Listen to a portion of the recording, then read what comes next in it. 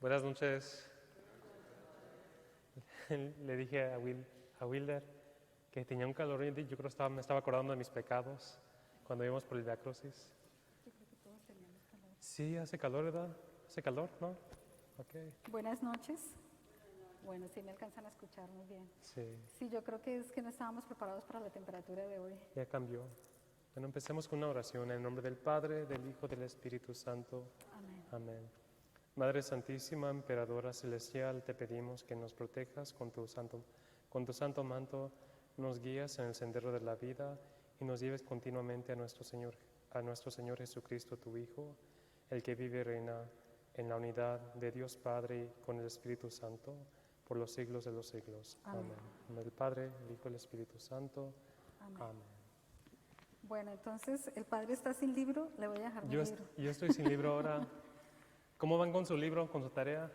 Parece que ellos van ¿Van al bien? paso que nosotros. Ok. Hoy estamos revisando el capítulo 5 y el capítulo 6. Y el capítulo 5 es, pues realmente yo lo sentí como algo muy personal, Sí. porque habla de qué saben los sacerdotes, cómo se han informado en este ministerio y qué es lo que ¿Cómo no saben saben. lo que saben? Pues yo tenía la idea de que de repente tocáramos algunas líneas del capítulo 5, el resumen del capítulo 6 y el resumen del capítulo 7, porque yo me fui hasta el 8. Oh, wow. Ustedes dirán, uy, ¿cómo avanzó? Pero lo que pasa es que, si ustedes se dan cuenta, en las enseñanzas que tuvimos sobre la jerarquía de la autoridad, cubrimos casi todo lo que cubre el 6, el 7 y el 8. Entonces pienso que podríamos hacer un resumen prácticamente y llegar hasta ahí. Con lo que si usted quiere leer los puntos que yo subrayé. Sí, veo que tiene muchos puntos. A mí lo que se me hizo muy interesante, creo que yo les he platicado esto, es de que realmente como que no, bueno, yo no sé, usted puede tener una diferente opinión, pero yo creo que en formación como en saber cómo funciona todo esto, No es realmente, o no es necesario para laicos, pero de parte como del clero, realmente es a través de experiencia. Sí. Porque como le dije, como yo le he platicado en el seminario, para mí nunca ha sido como, simplemente fue una clase y realmente no llegamos tan profundo al tema.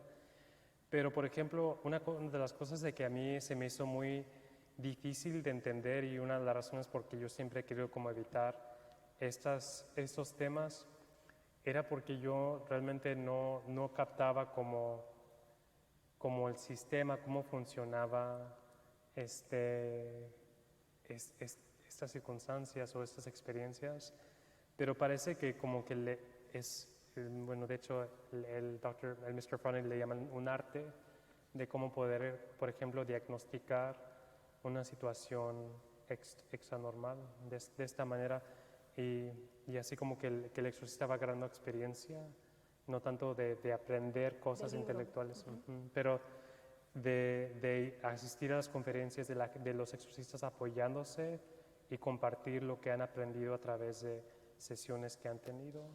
Yo cuando lo estaba leyendo, y no sé si eso les pasó también a ustedes cuando estaban leyendo este capítulo, especialmente porque casi todos los que estamos aquí somos papás, estaba leyéndolo y dije, esto es igual que cuando alguien está soltero y le están dando clase de pues, ser mamá o ser papá, uno dice, sí, ok, ya me sé como las cosas básicas, pero realmente esto no se aprende sino teniendo los hijos, ¿no? Estando casado, siendo esposo, siendo padre, siendo madre, y todos los hijos son distintos.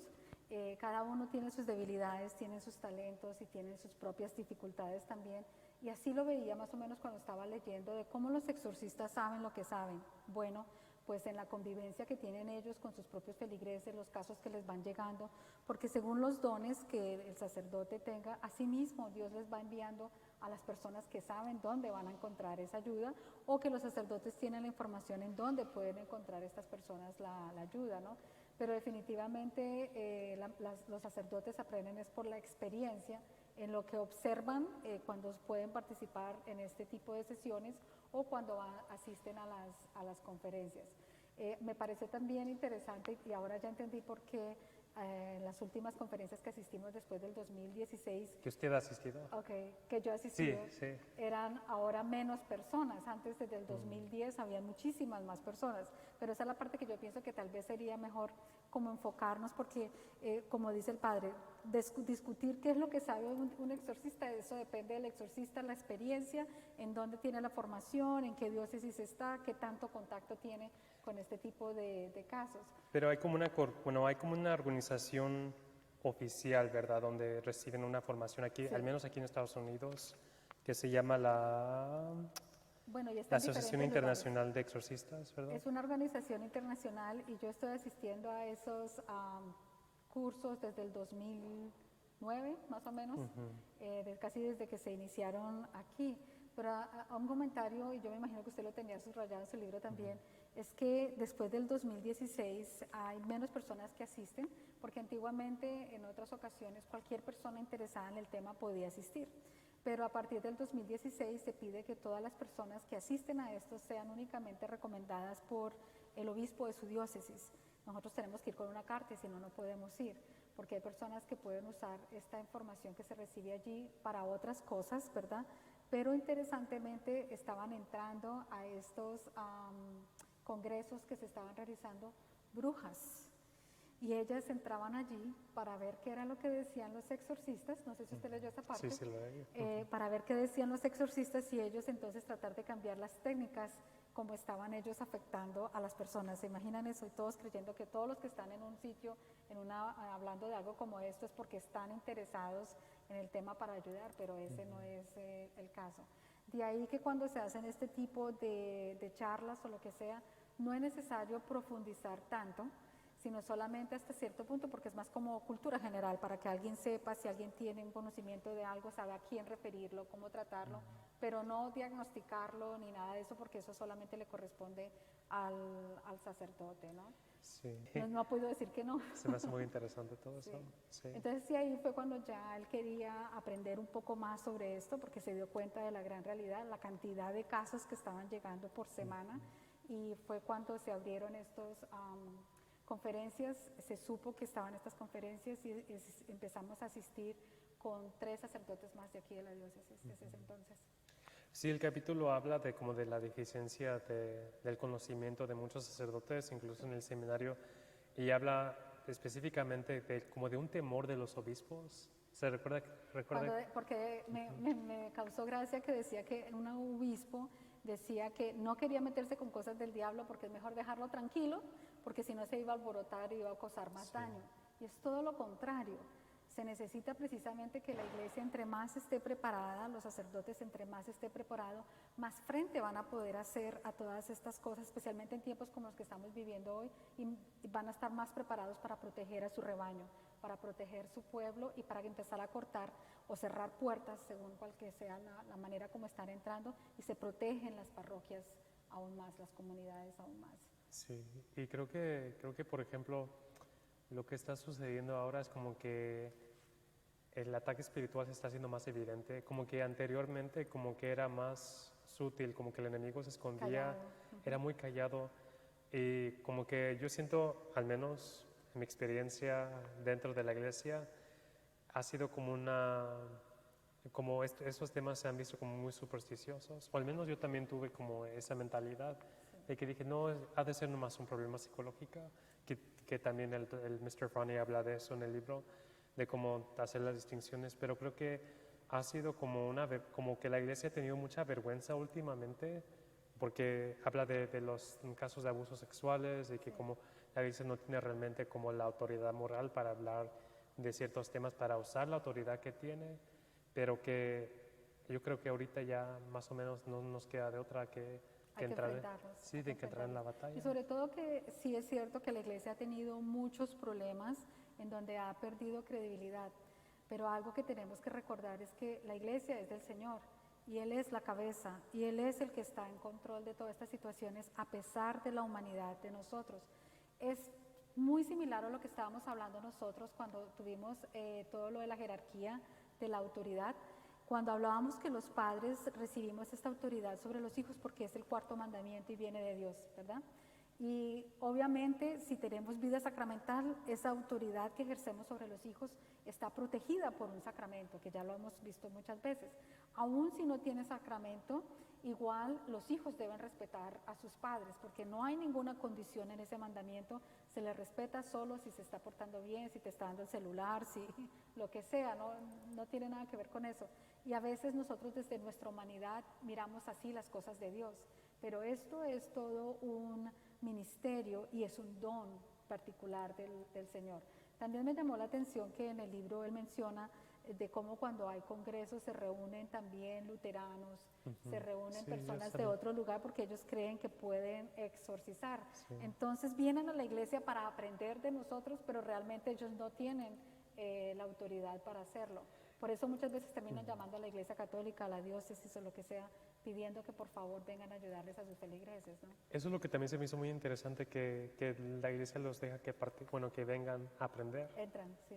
pero que realmente no pueden No ejercer pueden lo que... hacer nada. Sí, Es interesante, pero a la misma vez pienso que es como la bienvenida, es decir, de dejarles ver ok, ustedes pueden aprender todo lo que ustedes quieran, pero no ¿y les la va a autoridad funcionar. quién se las está dando, no? Sí, Recuerdo de manera particular, creo que yo lo habíamos mencionado cuando estábamos hablando de la jerarquía de la autoridad, la primera vez que vino una persona protestante a la iglesia, cuando trabajaba en Lincoln buscando ayuda, y cuando decía que llevaba más de 5 años con esa situación, y el padre ya estaba un poquito más envuelto en estas cosas, tenía un poquito más de conocimiento, y cuando le pregunté a ella qué religión practicaba, me dijo que ella era protestante, era pentecostal.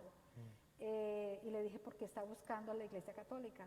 Y me dice, mi mamá me dijo que ya llevó mucho tiempo con esto y que los únicos que tienen la autoridad para sacarlo son los católicos. Y por eso vengo a la iglesia. Curiosamente, lo que me llamó la atención es que incluso después de que fue liberada, dije, tal vez ella se va a hacer católica, ¿verdad? Y no vino para la iglesia católica, pero siento que a lo mejor algo le debió haber quedado, un mensaje, ¿verdad? De que qué poder tendrá esta iglesia, quiénes son los de esta iglesia. y que nunca se ha tienen dado ese cuenta si a poder. lo mejor ya se cambió. No sé si ya se cambió o no, pero sí fue un proceso de liberación tremendo y fue sanada y liberada, gracias al Señor. Bueno, y como por ejemplo con esta situación, ¿qué no se tiene que hacer como una régimen de oración y Eso es lo un cambio interesante. de la vida Nosotros la moral? pusimos en un régimen de oración con rosario. Y ella sí el rosario. Oh, wow. Ella aprendió a rezar el rosario y aparte le dábamos algunas citas bíblicas. Ella estaba tan desesperada que decía, yo hago lo que ustedes me digan. Y le tuve que dar una clase a ella para enseñarle de la Virgen María, del rosario. Y yo pienso que obviamente por ahí, con la Madre del Señor, fue que se abrió la puerta para que ella pudiera tener su total liberación. Bueno, ya me salté al capítulo 6 con liberación, pero a mí sí me hizo bien interesante de cuando habló de los bloqueos, de que cuando el Papa Benedicto lo nombraron Papa, que los demonios entre ellos, en una sesión empezaron Hablar a tener frustraciones porque no pudieron impedir la lección de este gran señor, porque y se referían a una mujer, ¿verdad? la Virgen María, Sí. sí. No sé si ustedes ya leyeron ese capítulo, ¿es el número 6? Sí, es el capítulo 5. En el capítulo 5, pero casi hasta la mitad de ese capítulo es muy interesante lo que hacen los demonios para que ustedes se cuentan que ellos también son tontos y que realmente no tienen ninguna autoridad ni nada, ¿verdad? Aunque ellos nos hacen creer que tienen mucho poder. Recuerden, el poder que tienen ellos es el que les damos nosotros. Si nosotros creemos que ellos tienen poder, ese es el poder que van a tener sobre nosotros.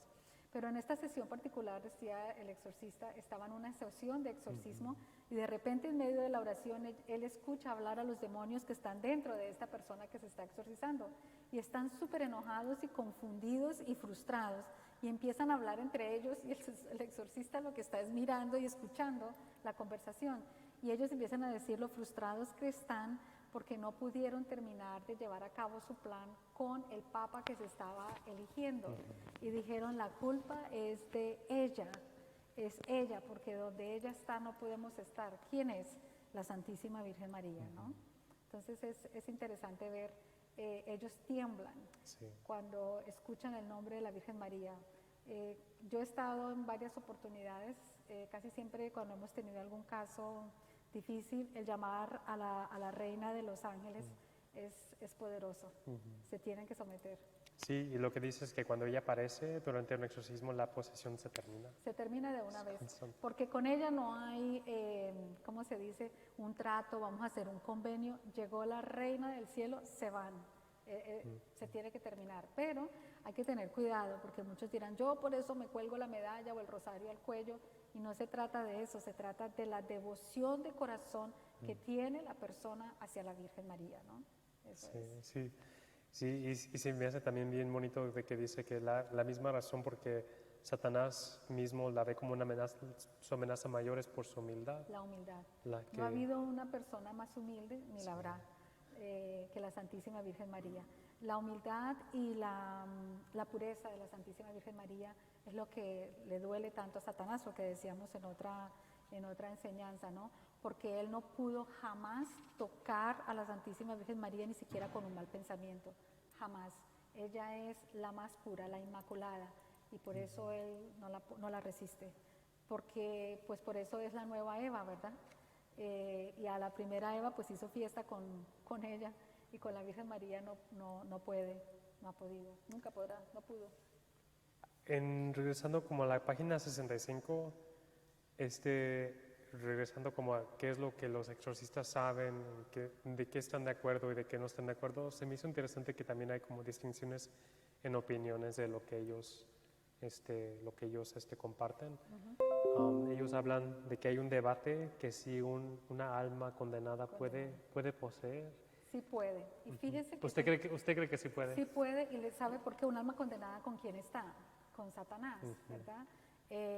Tuvimos un caso particular, por eso le digo que sí pueden, por el caso particular que tuvimos, porque uno solamente puede hablar de los casos que hay, ¿verdad? O de lo que se comparte cuando se van a estos congresos. Pero fíjense que, y habíamos hablado hace poco de esto, el padre Pullman lo que estuvo poniendo en el boletín acerca de la masonería. Pues este caso particular tiene que ver con eso. Nos llamaron porque estaba sucediendo cosas muy extrañas con un niño que era un niño especial, siempre había sido muy tranquilo, pero de repente empieza él a gritar, ya no puede dormir en la noche. Luego él empieza a hacer dibujos extraños con crayola de color rojo en las paredes blancas de la casa, y especialmente estos dibujos, porque fuimos a ver los dibujos, estaban en una área donde habían unas fotos antiguas. Pues resulta que esas fotos no estaban ahí, alguien sacando por allá de cosas de los antepasados, sacaron las fotos y las pusieron allí. El niño lo que estaba viendo era fuego, él dibujaba fuego y dibujaba el tenedor del enemigo, ¿verdad? De Satanás, y dibujaba 4 personas. Y les tenía los nombres a cada uno de ellos. Habían 3 nombres que no se conocían y uno sí.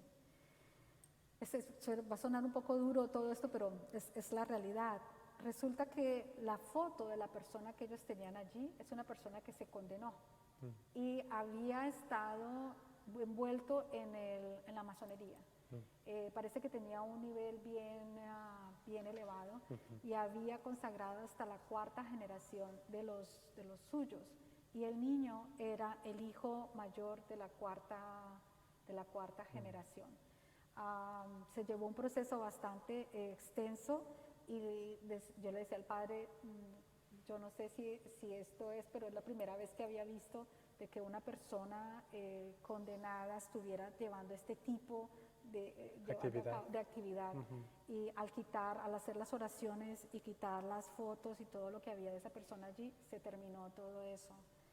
Se tuvo que hacer una oración para cortar la entrega que había hecho la persona que murió, y para proteger a la familia, ¿no? Pero también regresando como a la realidad que esos espíritus pueden ser muy mentirosos, ¿cómo podemos saber por certeza que el nombre que te están dando o que te están entregando su entidad es realmente? Eso tiene que ser que la persona que esté ayudando en ese caso tenga un don de discernimiento, porque los demonios precisamente son muy mentirosos, y cuando quieren causar pánico en la familia pueden decir muchas mentiras, pero cuando el exorcista está haciendo las oraciones, se ha estado haciendo un buen ayuno, el ayuno es lo que hace que haya un buen discernimiento, se puede ver con claridad, y si es la voluntad de Dios, que ya se sepa, obviamente, lo que está sucediendo, va a haber algo que el exorcista haga, como lo que estaban diciendo allí, que va a confirmar que es un alma condenada. También dice el Padre Amor que puede obligar, aunque sean mentirosos, los puede obligar a que digan la verdad a través de las palizas. De las palizas que les Sí. da. Y las palizas son con las oraciones, Sí. el rosario, algo que duele mucho a los demonios, aparte del rosario, es el Vía Crucis. ¿El Vía Crucis? Oh, wow. Excelente. Cuando se llama y se invocan las llagas del Señor o los latigazos que le dieron al Señor, eso es algo tremendo para ellos. Estuve en una oportunidad con un sacerdote que decía, si tú no te sales, te voy a azotar con los azotes que tú azotaste al Señor. Y eso fue de una vez. Voy a saltar al capítulo 6 porque a mí siempre yo he tenido como un conflicto con esta realidad de que por qué una sesión puede, como una liberación de una persona, por qué puede durar hasta años. Aquí dijo Mr. Froney que puede durar hasta el resto de la vida de una persona, pero ¿por qué sería algo así? ¿Por qué no es como o por ejemplo hasta habló también de una persona que hasta puede recibir comunión o puede hasta confesarse y todavía puede haber como, eso es algo como que yo todavía se me hace difícil de entender si uno está recibiendo la totalidad de nuestro Señor Jesucristo en la Eucaristía o recibiendo algo que el Padre Almor dijo que era más grande que un exorcismo, que la confesión. Y a lo mejor no tiene la respuesta, pero sí es algo que como que se me hace difícil de entender por qué tiene que haber varias sesiones y por Bueno, largo tiempo. Yo creo que aquí hay varias cosas que hay que aclarar.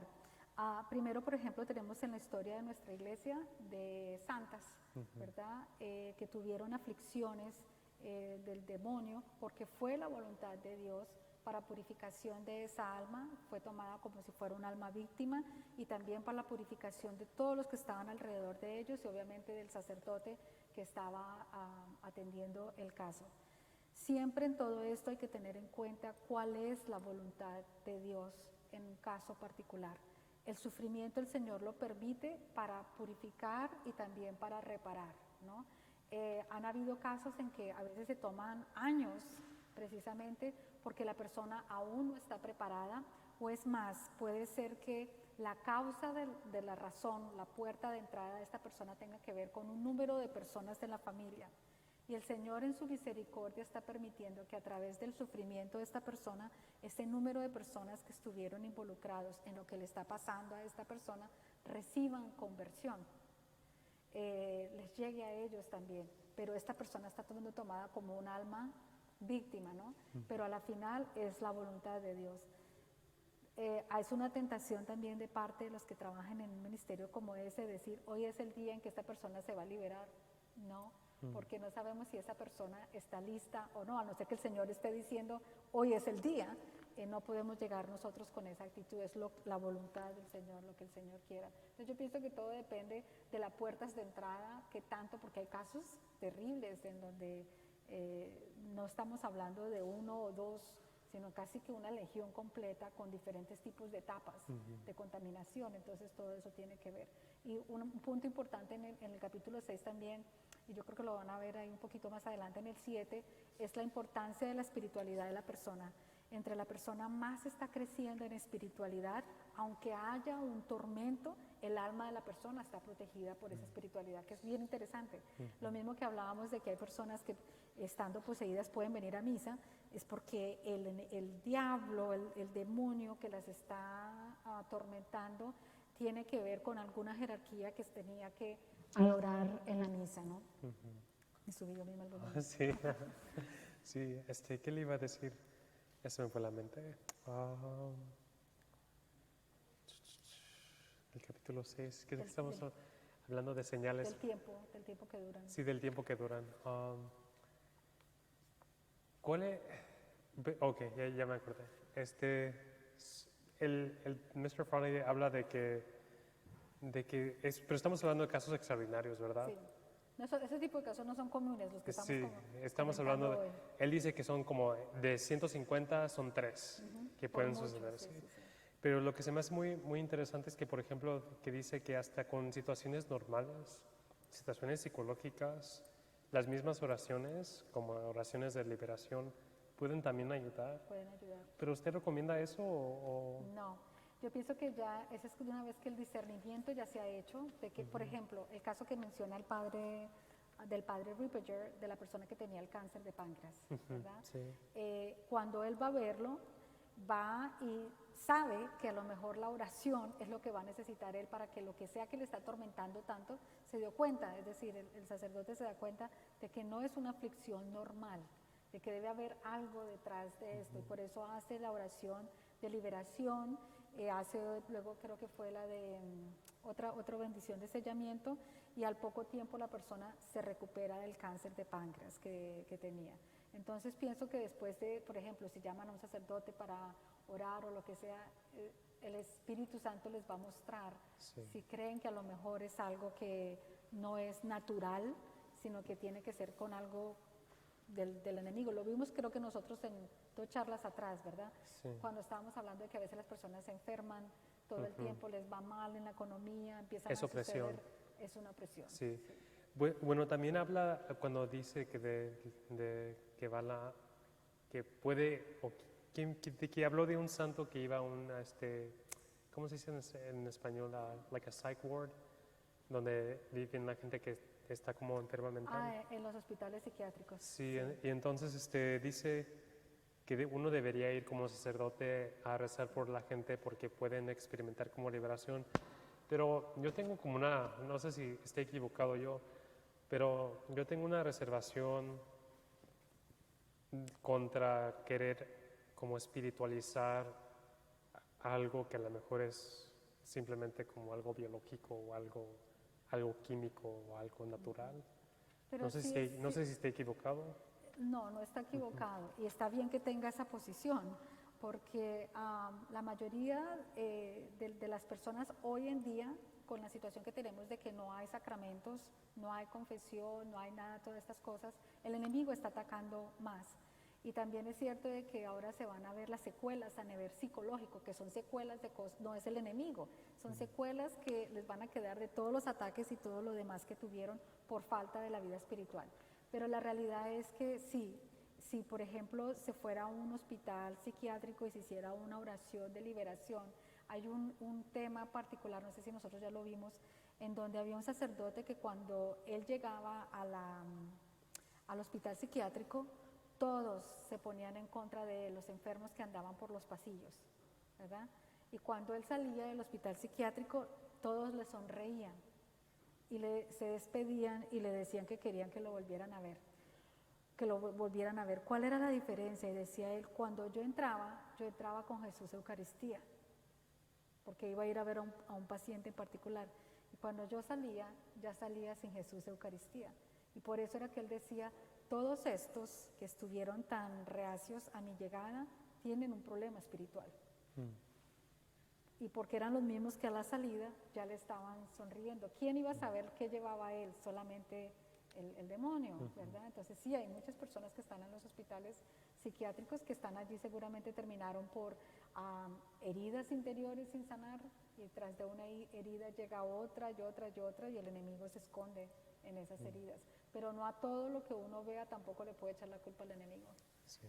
Por eso es que él mismo lo menciona, los sacerdotes trabajan junto con los psicólogos, los psiquiatras, y después de que se haya hecho todo un examen de descarte, ¿verdad?, de que no es nada físico o a nivel mental, entonces se puede empezar a trabajar a nivel espiritual. Pero por lo usual son ambos, entonces, Son ambos. ¿es lo que me está diciendo? Sí. Okay. Entonces, ¿en estos tiempos? Son ambos. Entonces, ambos. por ejemplo, una persona sí beneficiaría mucho de seguir como con un régimen espiritual aparte, con visitar a un psicólogo. Sí. Y yo diría y especialmente si es católico. Sí. Bueno, ya casi llegamos a las 9, ¿se lo puede imaginar? Ya apenas estoy empezando. Y el capítulo 7, yo no entré al capítulo 7, pero no sé si usted tenga en el capítulo 7 algo interesante. Yo lo que había el 7 es ¿cuál? La autoridad. La autoridad y lo diabólico. Sí, yo pienso que el resumen, padre. Oh, sí. Cuando yo leí el capítulo, como les decía, ya lo cubrimos nosotros en todo lo que hicimos en la jerarquía de la autoridad. Pero si usted ve el resumen, podemos irnos en esos puntos, y yo creo que algo para resaltar ahora que estamos hablando, porque después de esto habla también de la importancia de la autoridad de los padres en la casa, otra vez los hombres. Vamos otra vez, la importancia de que un hombre vuelva a recobrar su papel. Pero no solamente vemos esto para los hombres en sus casas, pero estamos hablando también de la iglesia, de los sacerdotes. Y tal vez para comprender un poquito más esto podemos ir a las Escrituras.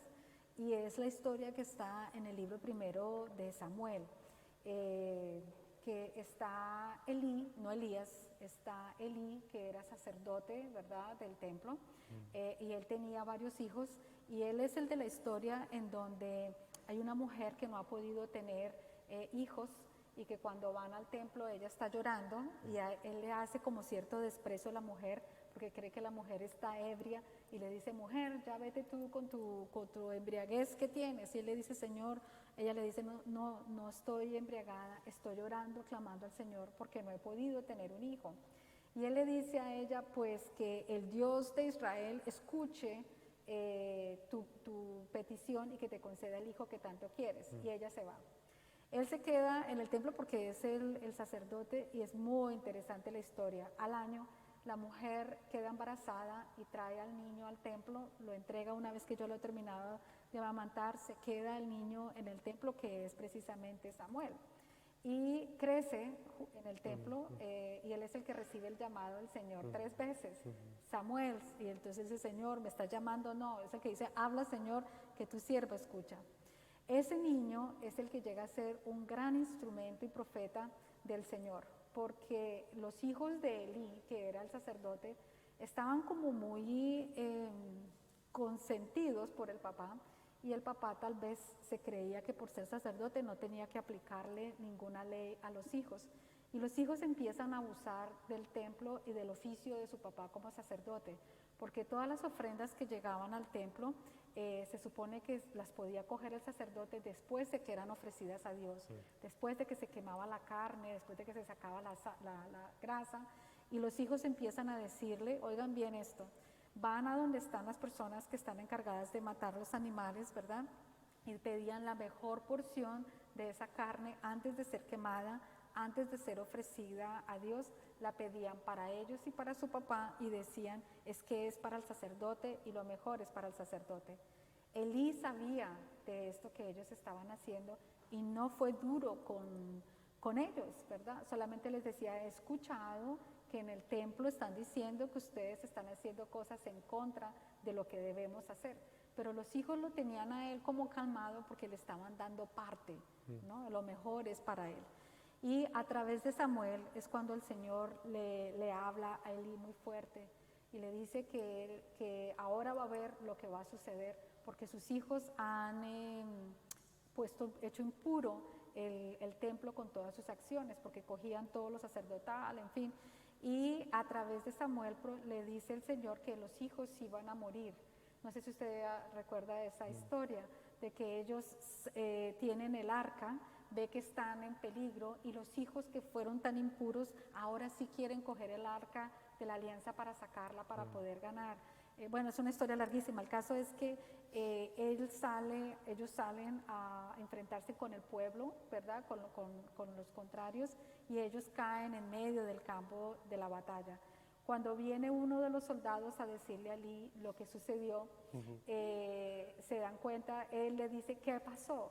No solamente murieron los hijos de Elí, pero lo peor fue que los del campo contrario, los filisteos, se robaron el arca de la alianza. Y entonces Elí se queda como que mataron a mis hijos y se robaron el arca de la alianza. ¿Y saben qué le pasó cuando él escuchó? Se robaron el arca de la alianza. Él cayó de para atrás porque él ya estaba anciano, ya casi no podía ver, y ese fue el castigo de él. Cayó de para atrás y se esnucó y se mató. No tuvo chance de reparar, o sea, él nunca hizo nada porque sus hijos repararan lo que había hecho en contra del pueblo, ni tampoco le importó que hubiera sido directamente contra Yahvé el arca de la alianza. Y ahora fue cuando quedó Samuel, ¿no? Entonces yo cuando leí esa historia dije, está encajando con todo lo que nosotros estamos haciendo aquí, porque nosotros tenemos que corregir, ¿verdad? Antes de que sea demasiado tarde. Antes de que sea demasiado tarde, porque no solamente cae sobre los hijos, sino también sobre nosotros. Y no importa la posición, esto también viene para los sacerdotes, ¿no? Cuando los sacerdotes no corrigen al pueblo, son el padre espiritual, no están para decirle a los hijos espirituales, sí, no, todo está bien, te vas a ir derecho al cielo. Tienen que estar, porque si se comete algo en contra del principal, que es el Señor, recae sobre el pueblo y sobre los sacerdotes también. Entonces pienso que eso resume todo lo de la autoridad Sí. de ese capítulo 7. No, sí, es un punto muy importante, especialmente porque es muy fácil ser como querido por todo el mundo, ¿verdad? Sí. Es muy fácil no dar como un sermón difícil o dejar que la gente esté en su error, Sí. pero es lo que necesitamos hacer, es tratar de atraer la conversión de las personas a través de la Las verdad. almas. Y sobre todo como padres, el mantenerse uno firme. Esto es, a Dios no lo pueden ni respetar y poderles comunicar eso. Y no importa que se vayan y que estén enojados, porque se va a salvar esa alma. Y la de nosotros también, por haber hecho lo que teníamos que hacer. Pero cuando accedimos a todo y decimos que sí, está un riesgo terrible, me pareció terrible, Sí. porque casi todo, bueno, la Biblia realmente nos habla claro de todo esto, ¿no? Y parece que es un problema muy, muy contemporáneo de que muchos dicen que ser pastoral es dejar hacer, ¿verdad? O sea, Y lo que ahorita, están es acabando con el templo, con las Sí. cosas de Dios, ¿no? Porque por eso los padres educamos a los hijos en las cosas que ellos no saben, los sacerdotes educan al pueblo en las cosas de Dios que nosotros no sabemos, ¿no? Lo que pasa es que hoy los hijos le quieren decir a los padres cómo los tenemos que educar y nosotros les queremos decir a los sacerdotes cómo manejar la iglesia. Y eso no es lo nuestro, los que fueron al seminario fueron ellos, ¿verdad? Entonces es bien complicado. sí. Bueno, ¿abrimos para preguntas o...? Sí, padre, si quiere, no sé qué horas son, a ver. Son las 9:03. Me estaba diciendo, recuérdeme su nombre. Aquí creo que nos van a ayudar con las preguntas.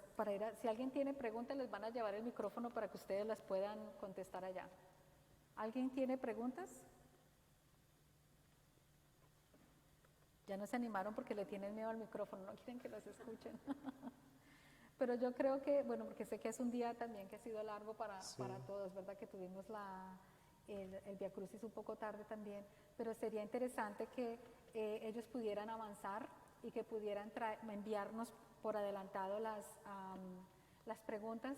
Y no sé si usted quisiera, si le parece oportuno, que pudiéramos terminar con esa oración que está al final Sí. de la consagración de los hogares a María Santísima. ¿Qué página es? Está al final. Imagínense, si ustedes leen el libro, ustedes van a encontrar que las personas que están consagradas a la Virgen María pueden hacer una consagración de todos sus bienes a la Virgen y si hay algo que el enemigo está tocando de sus bienes, lo suelta. Pero nosotros tenemos que tener vida sacramental, obviamente, y estar viviendo verdaderamente esta consagración a la Virgen. No puede ser algo supersticioso, ¿no? Entonces, no sé si está muy larga la oración. Sí, ¿o usted nos quisiera? hincamos. Sí. Y pensemos en nuestras casas para que llegue esta bendición a nuestros hogares.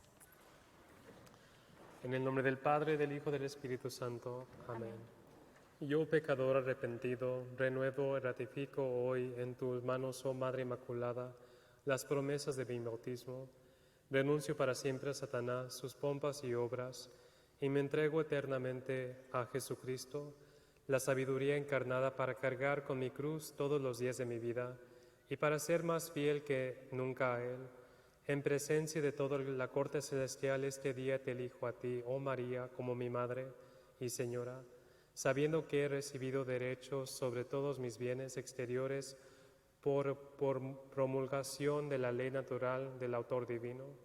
Te entrego y me consagro a ti como tu esclavo todos mis bienes exteriores, pasados, presentes y futuros. Pongo ante tus manos, mi Madre Celestial, todos los derechos sobre mis bienes exteriores, incluyendo mi salud, finanzas, relaciones, posesiones, propiedades, trabajo y éxito terrenal. Y no me reservo el derecho de disponer de los bienes que me lleguen, sino más bien te doy el derecho total y completo de disponer de lo que me pertenece, sin excepción, según como te guste, para la mayor gloria de Dios en el tiempo y en la eternidad.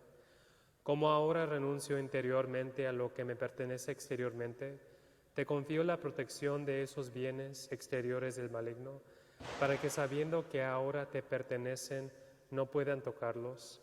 Recibe, oh buena y piadosa Virgen, esta pequeña ofrenda, en honor y unión a ese